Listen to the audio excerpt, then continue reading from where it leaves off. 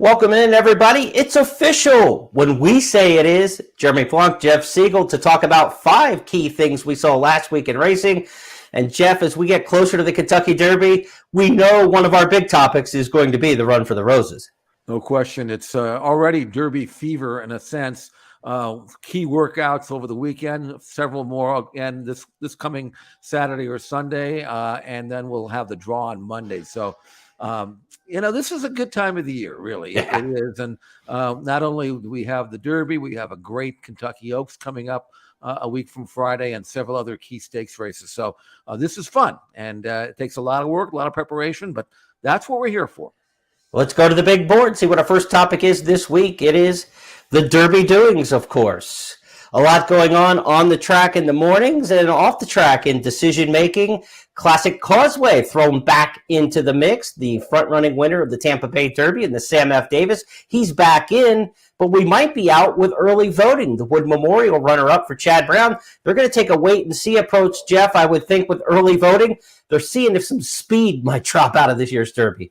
Well, Classic Causeway is speed, so he's in, and maybe that'll impact early voting and what they're planning on doing with him. I'm pretty confident he's not going to run, but we know Classic Causeway is, and this comes out of nowhere, really.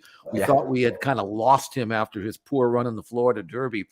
His connections, though, catching Derby fever. Every year we have one owner who catches it, and this is a serious case because I don't think there are too many people out there, and I don't know how you feel about it, Jeremy, but Classic Causeway does not look like, based on what we saw in Florida, that he should be in the race, but here he is.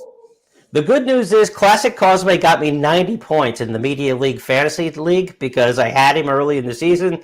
The bad news is, as the late, great John Asher, our dear friend, used to say, he's about to get hot and dirty. I think he's in trouble in the Run for the Roses going the mile and a quarter. Now, we're going to look at some workouts in just a little bit, but the real workout news, I think, Jeff, the big story is the horse who didn't work. Taba, the Santa Anita Derby winner, what gives? I don't know. I mean, this is not ideal. He won the Santa Anita Derby. Apparently, it knocked him out such that trainer Tim Yakteen, who was planning on working him along with Messier, not necessarily in company, but Messier last Saturday, which you would think 2 weeks after the race and then 2 weeks before the Kentucky Derby. But Taba didn't work. And afterwards, when questioned about that, Tim said he needed more time, which means his grueling, taxing effort in the Santa Anita Derby took its toll. Now, Taba is going to have a work, we assume, sometime later this week, but that'll only mean that he'll have one work in a month. And, when you have a lack of foundation, as Taba did, even though he ran so magnificently in the Santa Anita Derby, he may have been good then, but now the question is, what's he going to be like on the first Saturday in May? This is not something I wanted to see. I want to see a good work maybe Friday or Saturday whenever he works, Jeremy, but this is not ideal at all, and it gives me a little bit of a concern as to which version of Taba we're going to see if, in fact, he does run. Yeah, and, in the past performances and the speed figures and the running lines, he's still going to look like the same horse who won the Santa Anita Derby and get bet like the same horse who won the Santa Anita Derby probably. So you're going to take a short price with a couple question marks now starting to float above Taba, and that's hard to do, but he may be that good. We're going to find out, and we'll see, what he does this weekend. What'll really screw us up is if he comes out and just works absolutely brilliantly, and you'll say, he bounced back, it just took him a little bit longer, and now what do we do with him going into the Derby? But that's for next Tuesday's show. We can talk about that next Tuesday when it comes to Taba. We've got some horses who have worked over the past couple days, and we're going to take a look at them in our Derby Doings segment. First up, we go to Keeneland, where the Bluegrass winner Zandon was on the track over the course of last weekend. And Jeff, take us through this locomotive move. This was a work on the 23rd, 48-3 breezing, but he went much better and much farther than a half mile. You can see him breezing to the wire. You can't look any better than this, and especially when you consider, Jeremy, that he actually 2-minute licked the first half mile into the work. Then he breaks off at the half mile pole, breezes to the wire, and that's where the work is supposed to finish, but it doesn't, because you can see him gallop out past the 7/8 pole into the back out to the backstretch. This was almost a mile breeze. Jeremy, I don't think you can look any better than Zandon did in this workout. No, and if you thought he was a horse who got an educational experience in the Bluegrass like the Kentucky Derby, and I believe that, where he was behind horses, finished up well, that was a Derby-like trip. and you say, boy, would that knock him out and take something out of him? He looks like he's flourishing. I mean, if you like Zandon, you have to like what you saw there. And look, we're not going to be all flowers and roses here on every workout for sure, but that tends to be the case. Good horses work well leading into the Derby, but this was a really good work. And it doesn't bother me at all that it wasn't at Churchill Downs. A lot of Derby winners over the years have come through, came to Churchill, didn't have the local work there. I've covered Derby winners who got off the van Wednesday afternoon after the draw, back when it was on Wednesdays. You know, Giacomo got in really late, funny side. I think it's an overblown detail. The media exacerbates it because we want to see all the horses there, right? We want them all to be there. We're there all week. We're freezing in the morning in the cold. We want to see them train, but they don't need to be there to be successful. And I don't think that's going to be an issue at all. But I think, you've got the horse already on the grounds now at Churchill. That worked Saturday at Keeneland, preceded him moving to Churchill. Now Zandon is on the grounds, and I think he is going to be a major factor. He may vie for favoritism with this horse, Epicenter. And Epicenter's workout with Gunnett, and Gunnett on the inside here in their company workout last weekend, Jeff, was very rank on the inside. And what I liked is if you watch Epicenter, he doesn't even think there's a horse to his inside. He's not paying attention to the hijinks inside of him. I think this is a really professional move. It is, and we needed to see something fairly stiff from Epicenter because he hasn't run since March 26th, and he did this nicely, 112 and change. Obviously could have gone faster. This was a very good work for him. It doesn't wow me as much as Zandon's work, but it's sufficient enough for me to believe that Epicenter is going to run his race in Kentucky. You have a little bit of a layoff that way, designed by Steve Asmussen. This is what he had planned all along. It's not something that just came up. You want to see a good stiff workout there, and I think Epicenter, who also had worked on the 17th at Churchill, and before that on the 10th, you can see a very healthy work pattern once every week. The times are solid. Everything about his work pattern indicates he's sharp, healthy, and will be ready. And that's all you can ask for, really, with a Derby horse coming up to a race like this. We like to dissect every move in the morning and every horse. And if there is any knock on the work there from Epicenter, the middle quarter of that race went in 22-4 of the workout. So they started off in 24-2, then went 22-4 very fast in the middle fractions, and then came home in 25. So if you're talking about a horse who's trying to learn the rate, trying to milk his speed, try to go the mile and a quarter, I'm not wild about the fastest fraction of the workout being the middle one. That means they tried at the beginning to go easy, and then it didn't work. They picked up the pace quite a bit there. So maybe, just maybe, this is a sign that Epicenter won't handle the pace scenario in the Kentucky Derby, but we are splitting hairs. But we've got 3 or 4 really good contenders this year, and if you're going to try to separate them at some point, you're going to have to look at things maybe like that. We'll see how he comes out of this work and into his final work, but knowing Steve Asmussen, this last workout for Epicenter is going to be something like 4 furlongs and 51. I mean, he's going to go very easy. It's going to be maintenance. This was the work to see for Epicenter, the favorite for the Kentucky Derby. This was definitely going to be his last big work.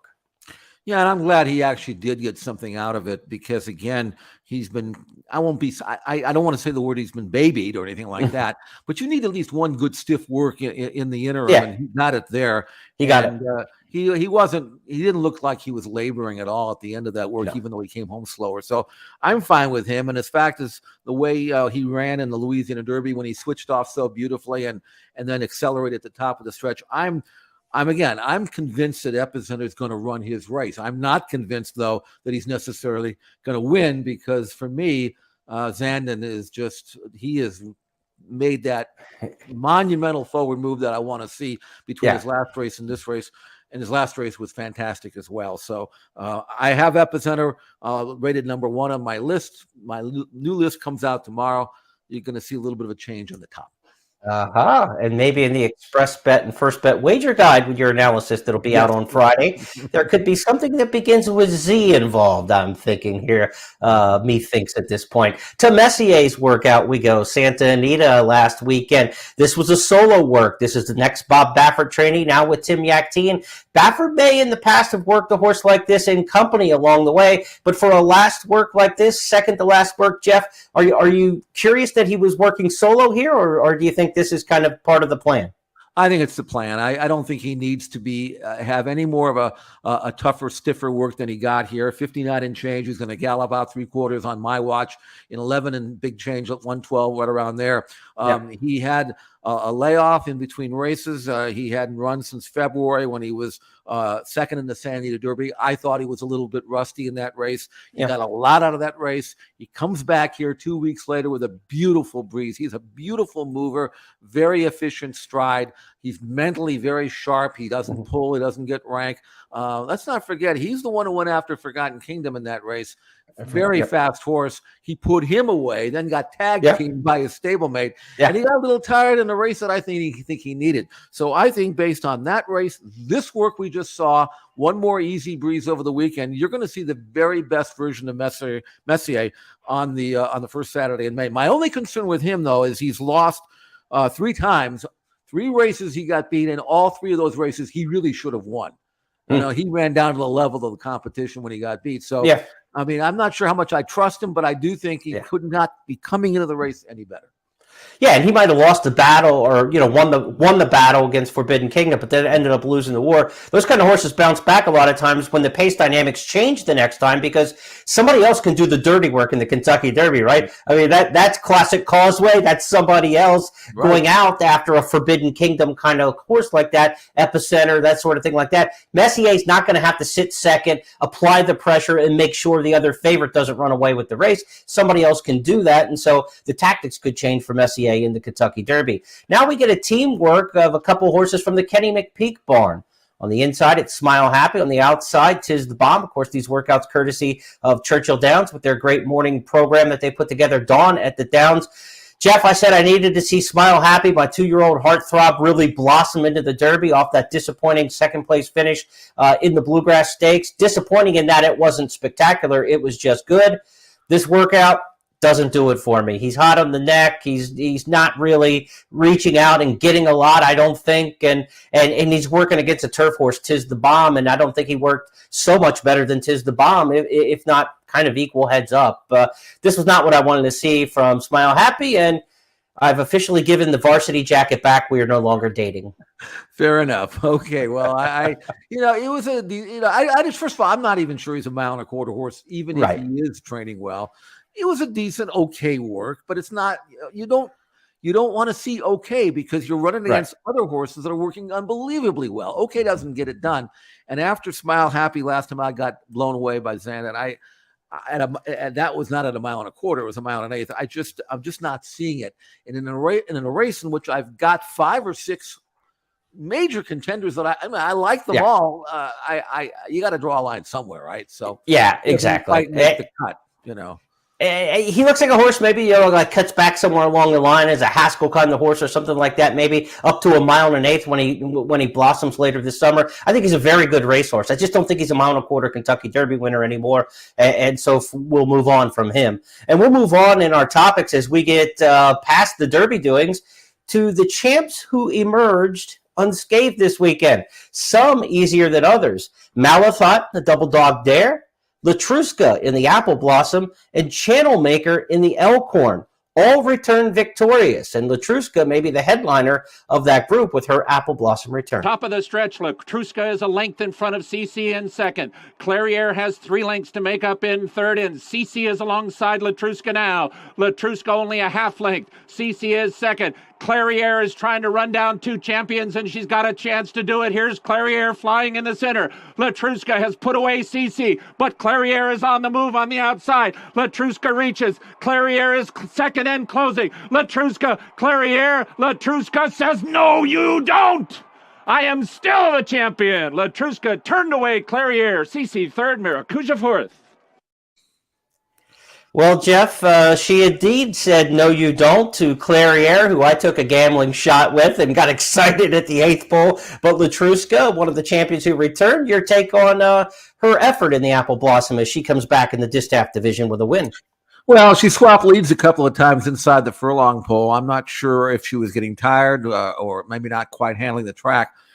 But after the race was over, even in victory and even beating 2 fantastic racehorses, my first impression was Latruska didn't quite run her A game. I mean, she ran good. Don't get me wrong, she won. Right.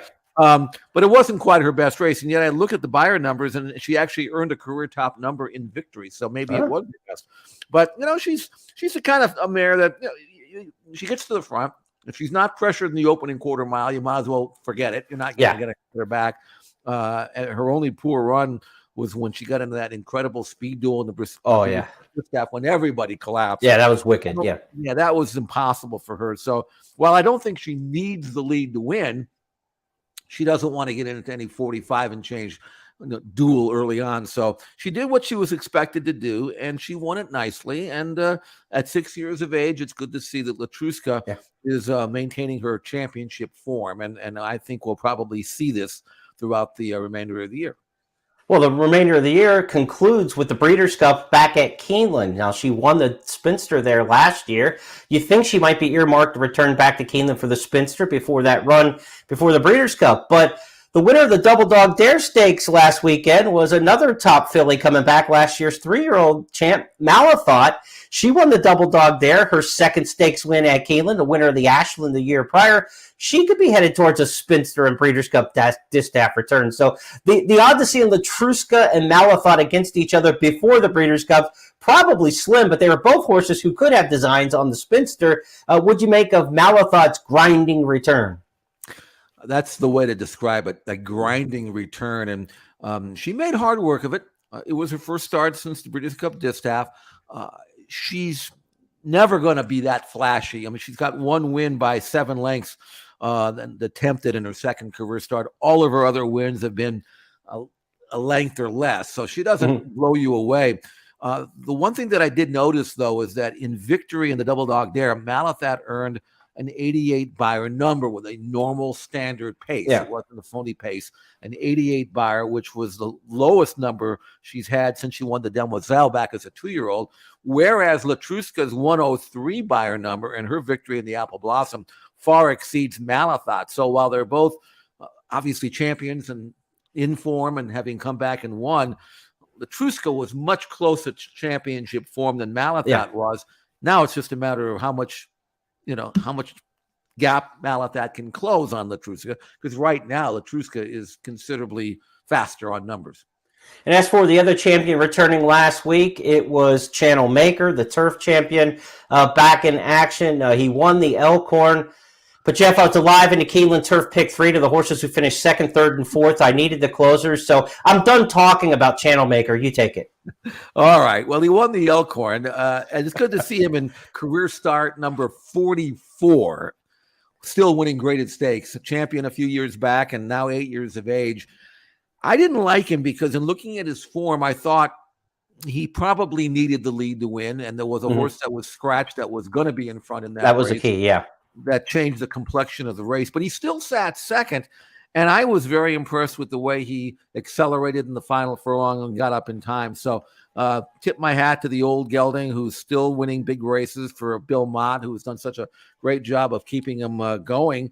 And it's good to see Channel Maker back. He is, again, a former champion, and maybe he's lost a step or two in his old age, but he still knows where that wire is. I'll give him credit for that. Channel Maker, winner of the Elkhorn.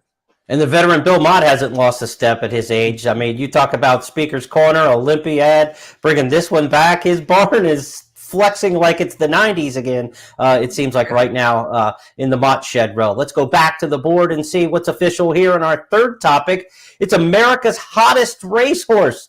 This topic could mean a lot of horses, Jeff, but there's only one whose name is appropriate. Scalding has taken the lead off the far turn. Scalding opens up, coming to the 8th pole by 3 lengths. It is Scalding by 3.5, by 4. Dynamic One is running late to challenge Warrant for second. Proxy joins that battle, all behind Scalding at the 16th pole. Dynamic One has not given up, but here comes the wire. Scalding chased by Dynamic One. Scalding and Javier Castellano to win the Ben Ally. Well, it's Scalding for Shug McGahee. We are going to party like it's 1995 on this show. Bill Mott and Shug McGahee are running the board right now, Jeff Siegel. Tell us about Scalding and what you thought about his performance. I thought it was terrific. You know, he's a lightly raced 4-year-old son of Nyquist. This was just his 6th career start. He's now won 4 in a row. Took 3 races to break his maiden, but his numbers continue to rise with every start. He won a group race, a graded stakes race at Tampa Bay, but this was a much stronger field. And the way he did it, he was outside sitting fourth, nice and relaxed. He went after the leader, turning into the stretch, and then drew off and won in convincing fashion, 97 by our number. Once he gets into the triple digits, he's now a legitimate grade 2 horse, if nothing else. Yeah. And given that the way he's bred, and he's only had the 6 starts now, and he's getting better with every race, who's to say what this colt is going to be like in the summer and then maybe beyond that? He's really starting to get better. And I love his style. Looks like he'll run a mile and a quarter if asked. I think Scalding is he's not there yet, but he's a very, very exciting horse in the older handicap division, which needs all the help it can get. Yeah, I mean, we lost Nick Sko to retirement this year. We lost Medina Spirit, unfortunately, to the accident in the fall. And the division could use a boost, and there are some good horses stepping up in there, and Scalding could be one of them. We'll see how he progresses. And the Breeders' Cup Classic will be back at Keeneland, as we mentioned. So being good at Keeneland now certainly doesn't hurt for later. Let's go back to our topics for the week and see what our 4th topic on the big board is as I scroll around here and come up with unbeaten, untested, and anonymous? Who might we be talking about in a French accent? On the far outside field pass, Chez Pierre going to square off at the top of the stretch together, and Chez Pierre floated to the center of the track as the lead now. Chez Pierre field pass fights on, and Highway Bound is in 3rd, and followed by Mandate in 4th, and it's all Chez Pierre now. Chez Pierre is pouring it on for the final furlong of the Henry S. Clark Stakes. Chez Pierre, perfect 5 for 5 in the turf. Chez Pierre, sharp. Chez Pierre to do it for Mandate. They're 2nd, and then Field Pass, followed by Ocean's Map, and then Sir Alfred James. Well, Chez Pierre was very impressive for Arnaud Delacour in the colors of Barbaro, Roy and Gretchen Jackson, a horse that they started over in Europe and brought to the U.S. by plan, according to Delacour. And it's all working to plan, Jeff, towards the Dinner Party Stakes on the Preakness undercard. The race before the Preakness, this was the prep, the Henry S. Clark, and you couldn't have looked any better in a local prep. This horse could be serious. He is serious. Again, he's won all 5 of his starts, won 3 races over in France last year at Chantilly, and just a maiden and a couple of allowance races. But he earned a triple-digit time form number in his 3rd start in France last year, so you knew he was impressive there. Shows up here, wins an allowance race at Tampa Bay, comes back and destroys the field in the Clark, 98 by number. That's grade 2, grade 1 type of number. He looks like a gelding who hasn't. He's all 3 of his races in France actually were sprints. Now he's had a couple of mile races, and who's to say he won't go farther? He's got a tremendous turn of foot, good relaxing type of stalking style, and I think Chez Pierre. I mean, he's undefeated. He's untested, and he certainly is anonymous. I don't know if anybody's ever heard of this horse.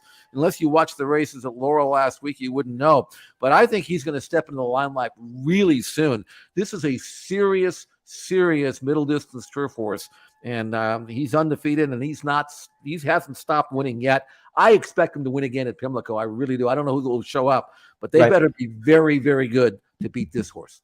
All right, Chez Pierre, one to keep an eye on from Jeff Siegel. We'll see him probably at Hi-Ho Pimlico on the 3rd Saturday in May in the race immediately preceding the Preakness Stakes. Let's go to our 5th and final topic on the big board. We're talking turf. We're talking this time of year where the grass is green and finally on the turf back again in the Northeast. And guess who shows up at Aqueduct with another good one?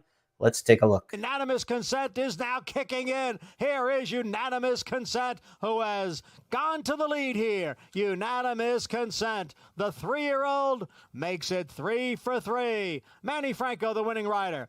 A photo for 2nd between Fort Washington and pace-setting Chanceau. Chad Brown's got another good 3-year-old, Jeff Siegel, 3 for 3 with unanimous consent, carrying those Klarovich stable colors, very familiar. It's time maybe for him to develop another sophomore star in the turf ranks. What do you make of this one?